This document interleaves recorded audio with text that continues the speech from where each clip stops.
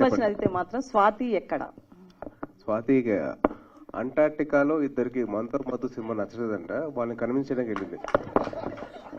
So అందుకు రాలేదండి. So అక్కడ అసలే వాతావరణం ఎలా ఉంటుందో తెలుసు కదా మీకు, తుఫాన్లు చలిగా ఉంటుంది. సో అక్కడ కన్విన్స్ చేసి వస్తుంది.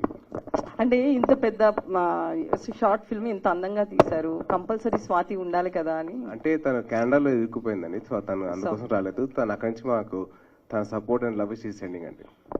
సో అంటే మీరు మీ ఫ్రెండ్స్ కోసం తీసారా ఈ షార్ట్ ఫిల్మ్ లోకి ఎంటర్ అయ్యారా? లేదు అంటే ఇది దేశభక్తికి సంబంధించింది, ఒక మహిళకి సంబంధించింది కాబట్టి మీరు ఏ ఇంట్రెస్ట్ తో ఈ షార్ట్ ఫిల్మ్ లోకి వచ్చారు? ఒక 2 రీజన్స్ అండి. ఒకటి దేశభక్తి కోసం, మీరు చెప్పినట్టు కరెక్ట్ అండి. అది దేశం కోసం ఏదో చేయాలని చెప్పి. ఏంటంటే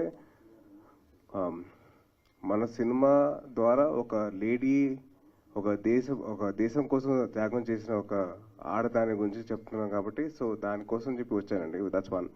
సెకండ్ రీజన్ వచ్చి చాలా సెల్ఫిష్ రీజన్ అండి. నా బెస్ట్ ఫ్రెండ్ నవీన్ విజయకృష్ణ, వాడు ఎంత టాలెంట్ ఉందో వాడిలో, I wanted to world to see అండి, ప్రపంచం మొత్తం చూపించారండి. So these are the 2 reasons అండి ఎందుకు. సో అంటే ఇందాక మీరు మాట్లాడుతూ నా జీవితంలో 3 మహిళలు ముఖ్యమైన వాళ్ళు అని చెప్పి మీ అమ్మమ్మ దగ్గర నుంచి అందరి గురించి చెప్పారు. ఈ 3 కాకుండా మీ లైఫ్లో ఫ్రెండ్స్ కావచ్చు, బయట ఇండస్ట్రీకి సంబంధించిన వాళ్ళు కావచ్చు, ఎవరున్నారు? వాళ్ళ పాత్రలు ఏంటి మీ లైఫ్లో? నాకు ఒక బెస్ట్ ఫ్రెండ్ ఉండేదండి. So she got married and she left the US.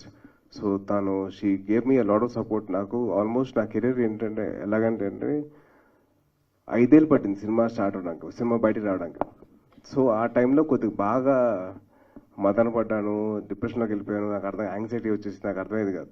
So ఆ టైంలో ఆ ఫ్రెండ్ నన్ను బాగా సపోర్ట్ చేసింది. తను ఏం కాదురా, ఇది రిలీజ్ అవుతుంది, మీరు చేస్తావు షూటింగ్ అని చెప్పేసి తను. So in that way